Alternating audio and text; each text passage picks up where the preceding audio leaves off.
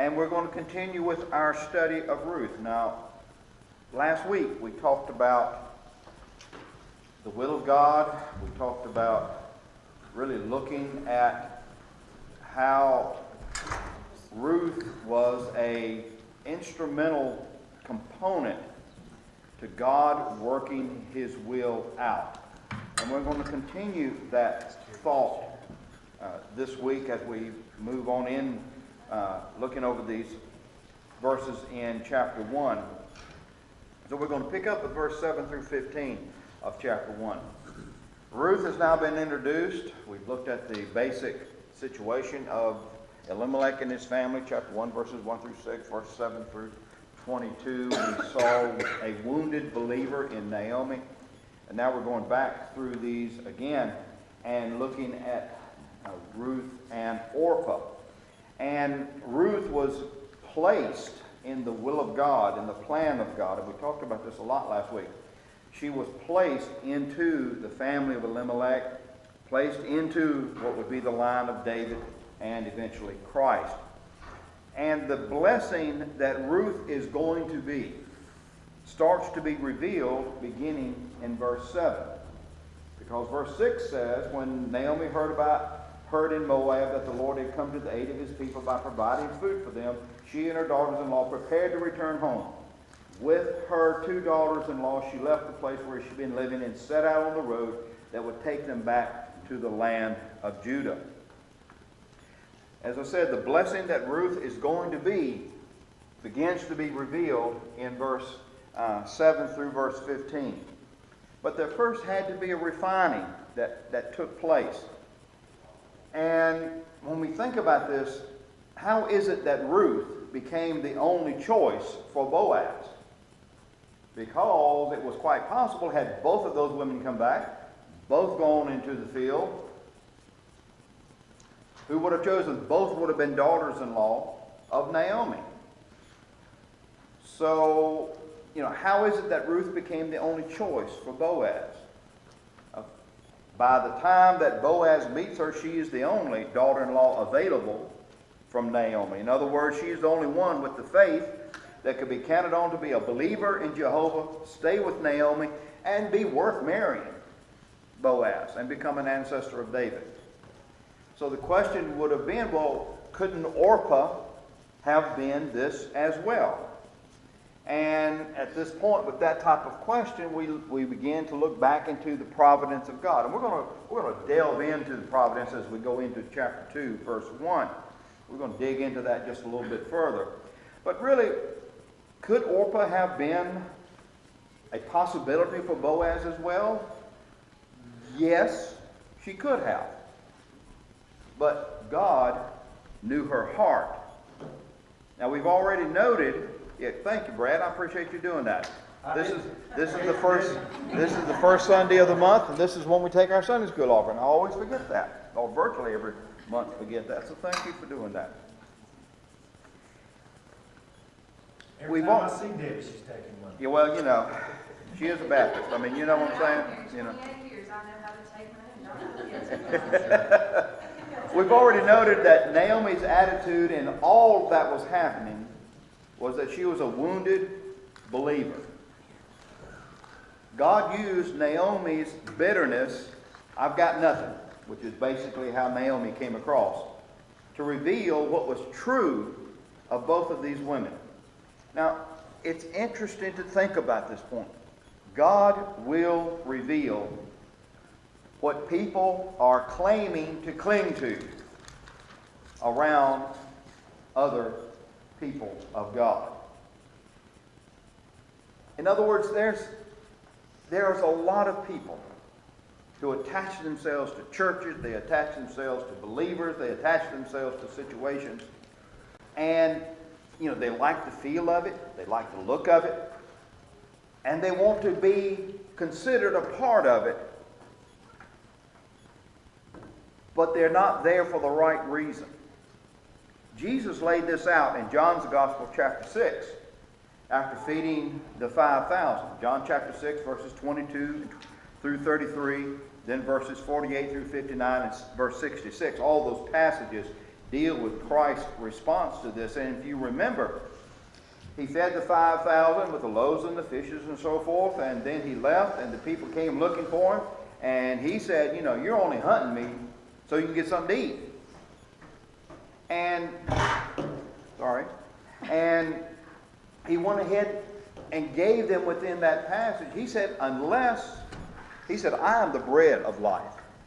He said, unless you eat my flesh and drink my blood, you will have no part in me. And John is very clear that when Jesus laid this out, even some of his disciples, people that were associates of the inner core of the 12 disciples, left him. Didn't follow him anymore. That was too much. They couldn't handle that. And the people that God sees that can be of true use in the kingdom of heaven are those who are there by faith, not earthly gain.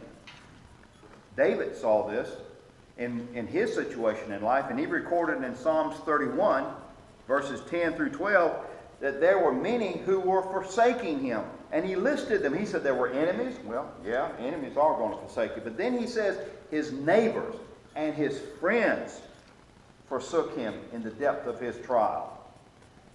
And in deep trials, all of these type of surface relationships need to be cleared away to help us see who God has in place to be of a true help to us. And this is what is happening in verses 7 through 15. There was a refining going on between Ruth and Orpah. And a key to seeing where those who are, who forsake walking with you in a deep trial is in verse 15. Naomi tells Ruth that Orpah has left. Let's look at this. We'll pick it up in verse 11. But Naomi said, return, this NIV, Naomi said, return home, my daughters. Why would you come with me? Am I going to have any more sons who could become your husbands? Return home, my daughters. I am too old to have another husband. Even if I thought there was still hope for me, even if I had a husband tonight and then gave birth to sons, would you wait until they grew up? Would you remain unmarried for them? No, my daughters. It is more bitter for me than for you, because the Lord's hand has gone out against me. At this they wept again. Then Orpah kissed her mother-in-law goodbye, but Ruth clung to her. Now, verse 15, look, said Naomi, your sister-in-law is going back to her people and her gods. Go back with her. Ruth had said, both of them had said, I'm going to stay. But after that second section of passage, Orpah kissed her mother-in-law and left. And Ruth is being told by Naomi, your sister has gone back, or sister-in-law. It could have been her actual sister. We don't know, but there are some commentators who will tell you that. And Naomi tells Ruth that Orpah has left to go back to her gods. And sometimes trials are often placed in our lives for us to demonstrate the sincerity of our faith and to reveal those who aren't good ground followers. Remember, we've referred to this passage, Judges chapter 2, verses 21 through 22. Because Israel did not conquer all their enemies, because they did not follow the Lord, the writer to the book of Judges records that the Lord said he would not drive out some of these clans, some of these tribes, some of these peoples, to test Israel to see if they would truly follow him. And the parable of the soils that Jesus gave in Matthew 13 is a follow-up to that. Follows along the same principle. That a lot of times people will hear the word, they'll spring up, they'll look and sound and act like they're a Christian until the heat gets turned up and they wither and die and go on. They're not good soil Christians. So, if you are going through a trial, if you have and are facing difficulties, it's interesting to see who stays and who walks with you and who doesn't. And what is the reason that they don't? in your trial, who are the ones that are walking with you? They may well be the refined good that God is placing to help you through this time. Don't be so much concerned about those who fall aside or fall away. Be more concerned about those who are staying there. Because they may very well be the Ruths, if you will. Remember we talked about this last week. Look for the Ruth in your situation. God placed a Ruth in Naomi's life. Naomi couldn't see it, at least not yet. She couldn't see it. Ruth was there, and it was going to be a great blessing to her. Naomi couldn't see it. A lot of times we can't see it. Look for the Ruth. And generally that Ruth is going to be the one who, when it gets really tough, they're still right there with you. Questions on that or comments?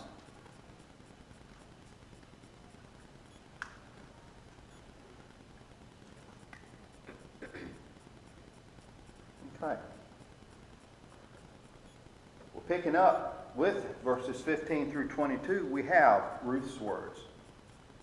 And indeed, these are some of those beautiful verses of love in Scripture. Most often you hear them quoted at weddings, and they're written in cards and so forth to declare binding love. But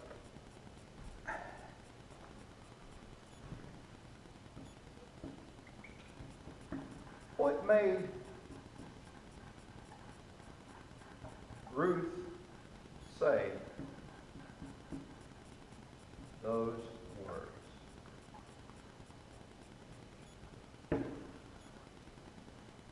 Because these were powerful words. And look at her circumstance. Her husband, dead. Father-in-law, dead. No dependable means of support or protection. She didn't have any children. So she was barren. That was a stack against her in that day. Her sister-in-law or her sister, whoever the case may be, she'd gone back home to her family. She had a mother-in-law that was soured on life and nearly faithless. She was going to another country. I mean, this really wasn't looking like a great situation at all for Ruth. Why did she have this determination? What made her say those words? Not really, don't we look for, I mean, a lot of times we look for these real complicated answers, but I kind of think of it, she was like Mary. God knew Ruth, God knew Mary. And she was a good Christian person, Father believed, and it's just that simple. I mean, she did the right thing. Just like Mary, because even though some saying she was kind of in that, I mean, she did what she was supposed to do, even though in that time it was so unheard of. They were just the people that God had chosen to need, and He knew what they would do. So I don't think it's. I mean, maybe it is long and complicated. I don't think it's very complicated. No. She was a good Christian, and God knew she would do it. Yeah, and no, it's not terribly complicated at all. You know, we can say it was faith.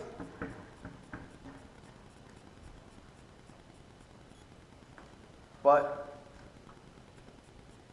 what was she looking at that gave her the faith?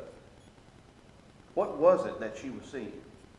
And bringing it, to our lives, what is it that, well, if you'll just trust God, just have faith in what?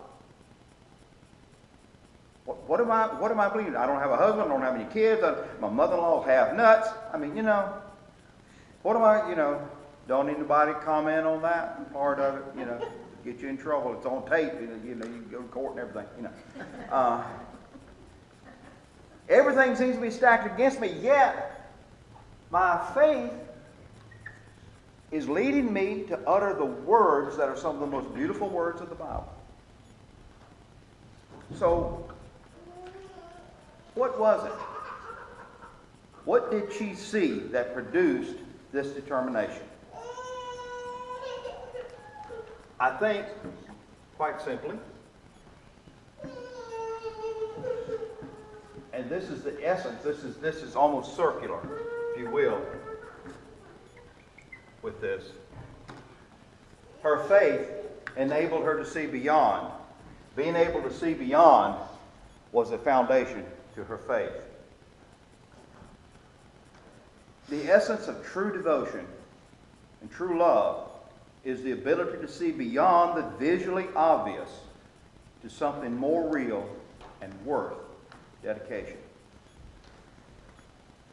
I can't help but look at this context and think about what we call in the New Testament, that's a G there, agape love.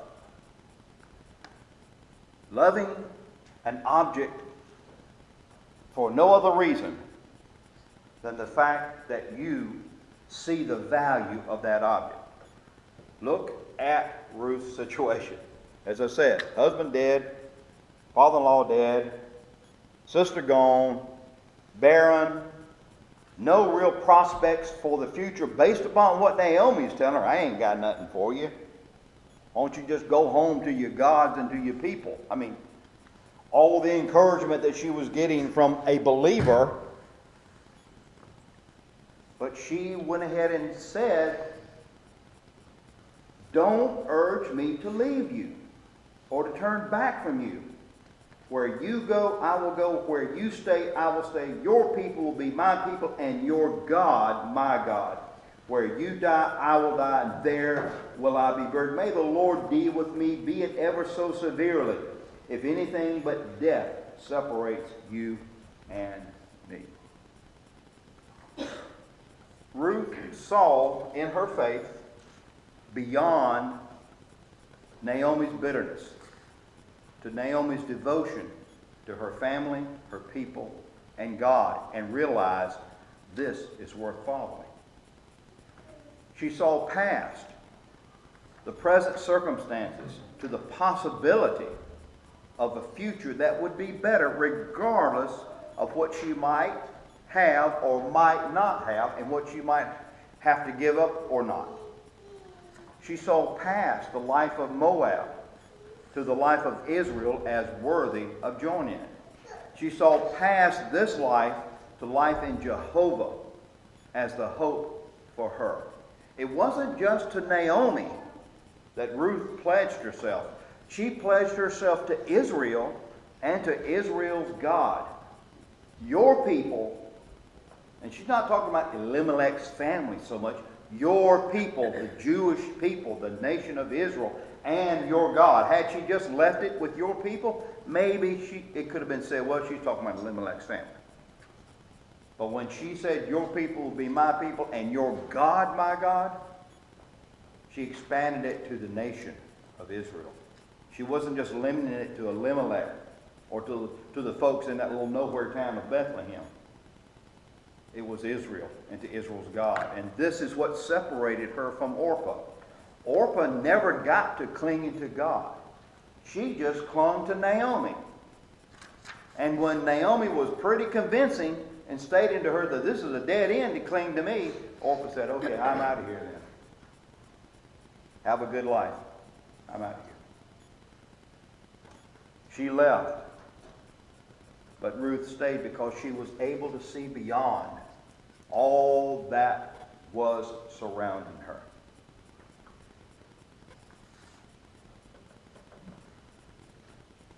So when we think about facing any situation of trial, I remember reading a book, and it was on the Catholic Pope, the Borgia family. And this was an actual pope.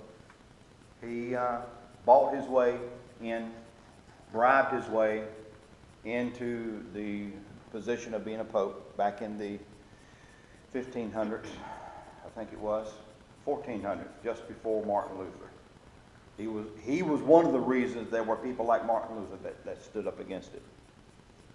And he had a son, Valentina, who is probably the person that Machiavelli writes when he wrote the book, The Prince, which a lot of politicians quote about Machiavellianism and so forth. The prince that he was writing about has been supposed to have been this son of the Pope. And I read the book, Alexander Dumas, who wrote the Three Musketeers and so forth. He wrote this as a historical book. I mean, it was just unreal how cutthroat, treacherous that family was. The Pope poisoned. He'd get somebody who was rich and name them to be a cardinal, and then poison them so that the Holy See could then take over all of their property and their wealth, which is how he eventually died. He had just nominated a couple other people to be cardinals and invited them to the Vatican for a big meal, and the wine that was set aside to be for them, a servant misunderstood and mixed it, and the Pope drank it and died. As crazy as that sounds, that's historical evidence for that. At the end of the book, Dumas relates a story that he had heard, that there was a Roman Catholic believer who had a Jewish friend, and he'd been trying to convince his Jewish friend to become a Christian, and he could not do it. He finally offered and said, "Why don't you go to Rome? When you see the Pope and you see all this, you will." Well, his friend actually took him up on it. And after he took him up on it to go to Rome, he realized, Borgia is the Pope. And he was really worried when this Jewish guy came back. And he asked him, "Well, what did you see? And how did you like it?" The Jewish guy used language that I will not use here to introduce his statements.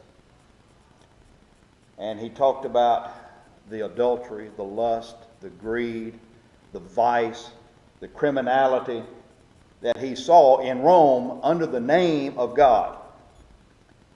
But he said at the end of that, he said, if your faith is growing like it's growing, in spite of people like this, there must be something to your God. And he became a believer. Now that really, kind of it has stuck in my mind. Because this guy, in spite of all the bad advertisement that the church had given him, saw with the spread of the gospel, there must still be something to it. He was able to see beyond. How often is it in our lives that we face situations, we face difficulties, and our faith kind of doesn't go to the beyond, it just kind of stops right here. It goes to now, and we kind of go off to what might be, and why couldn't it be, and I thought it should be, and we just wander all around out here without ever really seeing beyond, like Ruth. And this also challenges us. Can others see something in us despite our current attitude? Now, that'll get close to you if you think about it. We got problems, we got situations, we got things that happen to us in our lives. But can people see beyond our current attitude to a real devotion to God? Do we present the gospel in such a way, and when I say present the gospel, not so much maybe even in verbal witness, but just in our lives, do we present it in such a way that people realize that God's future is worth giving up everything? Are we giving others a reason for the hope within us, or just a declaration of our wishes for a better life? That's some of what stands out in Ruth's words. They're wonderful, they're beautiful, but there's meat on those bones. There's things that we can chew on for our lives that go way beyond just the beauty of the words of Ruth.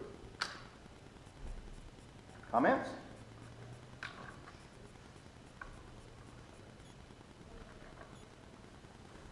I know you didn't hurt my feelings now. I ain't saying nothing.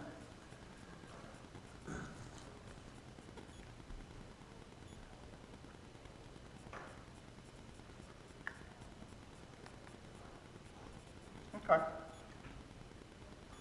Verse 22, as this chapter wraps up, gives to us a beautifully hidden providential good for Naomi and Ruth. Verse 22 says, So Naomi returned from Moab, accompanied by Ruth the Moabitess, her daughter-in-law, arriving in Bethlehem as the barley harvest was beginning. Now, this verse is full of God's timing of events, so that the right people could meet at the right time, under the right circumstances, to fulfill God's plan to put Ruth in the history of David. It's quite possible, based upon this verse, that Ruth and Naomi came back to Bethlehem just before or just after the feast of Passover, unleavened bread, and first fruits. Leviticus 23 gives us the breakdown of those feasts, and that the harvest season began at the Feast of First Fruits. That's when you wave the new loaves, the new bread that was made, which is symbolic of the resurrection of Jesus Christ, which we are celebrating today on Easter Sunday, you know. So it's just part of the timing that they arrived back in the land right at this time of year. Because this would be the most opportune time to return as harvest season was beginning. It would also be a time when people's minds would have been more sensitive to the remembrance of deliverance and mercy shown to Israel by God. So as they would begin to harvest, and there would be the poor who would want to follow behind the harvesters and gather the grain that hadn't been reaped, that they would be more willing to show mercy out of remembering what God had done for the people of Israel. Timing is everything is a phrase that we use today, and God knows how to, time even the very footsteps of our lives to help His people. Talk to me a little bit more about that. Are there times that you have either heard of or maybe you've experienced in your own life in which, it was almost down to the very steps of your feet that seemed to be, as you look back on it, timed by God to bring a providence into your life?